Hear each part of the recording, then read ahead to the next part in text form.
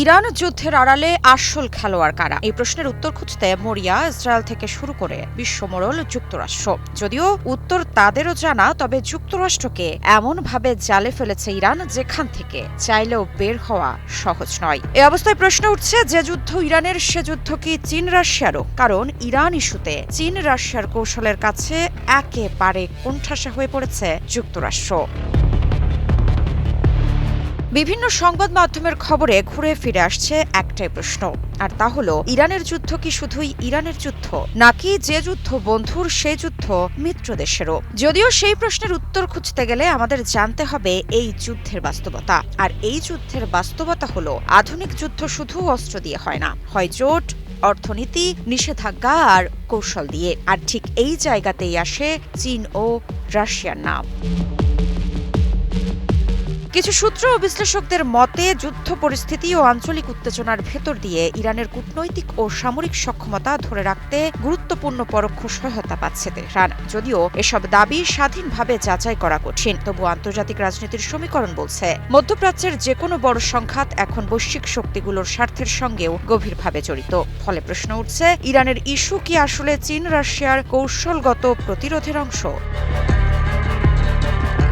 বিশ্লেষকদের একাংশ বলছেন, ইরানকে ঘিরে যুক্তরাষ্ট্র ও ইসরায়েলের কঠোর অবস্থান নতুন কিছু নয়। তবে সাম্প্রতিক সময়ে এই উত্তেজনা আরও বাড়ার সঙ্গে সঙ্গে চীন ও রাশিয়ার কূটনৈতিক অবস্থানও বেশ দৃশ্যমানভাবে সামনে এসেছে। বিশেষ করে জাতিসংঘ, জ্বালানি নিরাপত্তা এবং সমুদ্রপথের নিরাপত্তা ইস্যুতে তারা বারবার এমন বার্তা দিয়েছে যা যুক্তরাষ্ট্রের নীতির সঙ্গে সাংঘর্ষিক।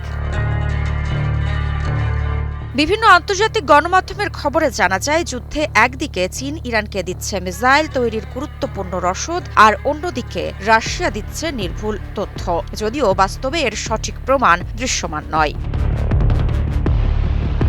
এখানে গুরুত্বপূর্ণ বিষয় হলো চীন ও রাশিয়া সরাসরি কোনো সামরিক সম্পৃক্ততা করছে কিনা। সে বিষয়ে নির্ভরযোগ্য ও স্বতন্ত্র প্রমাণ এখনও আন্তর্জাতিকভাবে স্পষ্ট নয়। তবে রাজনৈতিক বিশ্লেষণে বলা হচ্ছে, তারা ইরানের বিরুদ্ধে পশ্চিমা চাপ কমাতে কূটনৈতিক ও অর্থনৈতিক সমর্থনের মাধ্যমে একটি স্ট্র্যাটেজিক ব্যালেন্স তৈরি করতে যাচ্ছে।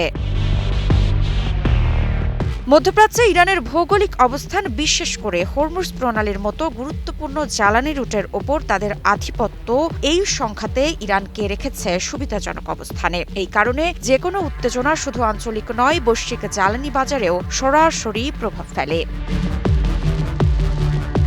বিশ্লেষকরা বলছেন, এই বাস্তবতা ইরানকে একদিকে যেমন যুদ্ধের শক্তিশালী অবস্থানে রেখেছে, অন্যদিকে চীন ও রাশিয়ার মতো শক্তিগুলোকে কূটনৈতিকভাবে আরও সক্রিয় করেছে। কারণ জ্বালানি সরবরাহ, বাণিজ্য রুট এবং সামরিক ভারসাম্য সবকিছুর সঙ্গেই এই অঞ্চলের স্থিতিশীলতা জড়িত। কি বুঝলেন ভাই? অনলি যেটাই চাই।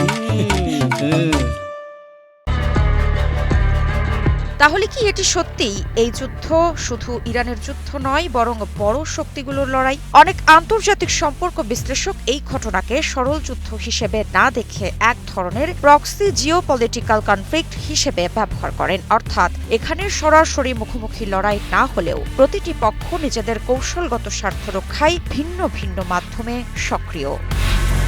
মৃত্তিকা সিনহা বিশ্বাস, নিউজ 24।